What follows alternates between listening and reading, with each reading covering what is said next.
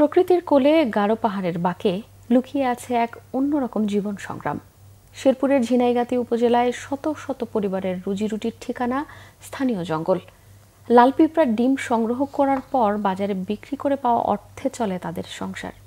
শেরপুরের পাহাড়ি এক জনপদের জীবন ধারণের গল্প নিয়ে প্রতিনিধি এম.এ. হাকাম হাহিরার তথ্য ও ছবিতে দেখুন বিস্তারিত। গাছের পাতায় তৈরি লাল পিঁপড়ার বাসা পাহাড়িদের কাছে ভাগ্যের সম্পদ।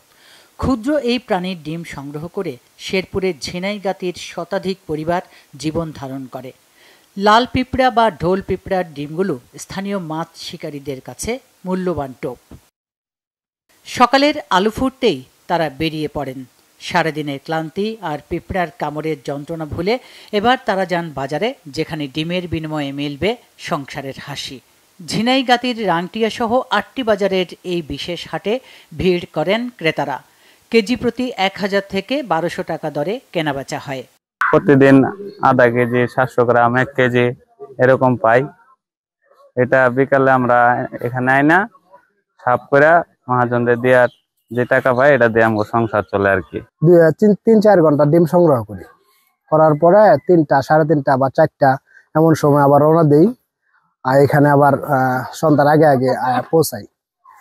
পৌঁছানোর পরে আপনার ডিমগুলো পরিষ্কার করা হয়। কত ধরনের সাপ আছে, আছে অনেক ধরনের হাতির ভয়ের মুখোমুখি আমরা, তারপরেও এই হাতির সামন থেকে আমরা যাই হোক এগুলো কিছু সংগ্রহ করে নিয়ে আসি ডিমগুলি।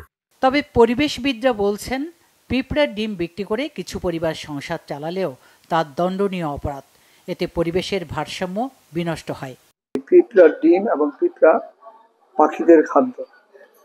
বনের পাখপাখালি যদি খাদ্যের ঘাটতিতে পড়ে তাদের অস্তিত্ব সংকট হবে। আমরা এটাও জানি যে পিঁপড়ার ডিমের চাষ পদ্ধতি রয়েছে।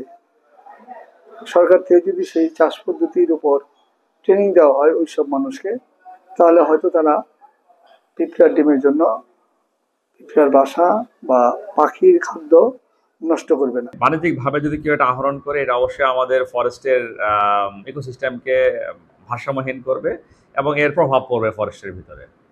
আমাদের বৃহত্তর ময়মনসিংহ অঞ্চলের যে বৃহত্তর যে শালবন আছে, এই শালবনে থেকে বাণিজ্যিকভাবে কিছু পিঁপড়া ডিম আহরণ করা হচ্ছে। এটা অবশ্যই আমাদের যে স্থানীয় বন বিভাগ আছে তারা অবশ্যই নজরদারির মধ্যে রেখেছে। আশা করি অতি দ্রুত তাদের বিরুদ্ধে ব্যবস্থা নেওয়া হবে। আমন ধান কাটা মৌসুমের আগে ৪ মাস বিকল্প কর্মসংস্থান হিসেবে এই পিঁপড়ার ডিম সংগ্রহ করা হয় জীবিকার তাগিদে। ঝুঁকিবিহীন নতুন কোনো জীবিকার পথ পেলে তারা ছেড়ে দেবেন এই পেশা, এমন আশা স্থানীয়দের। Bangla vision news desk.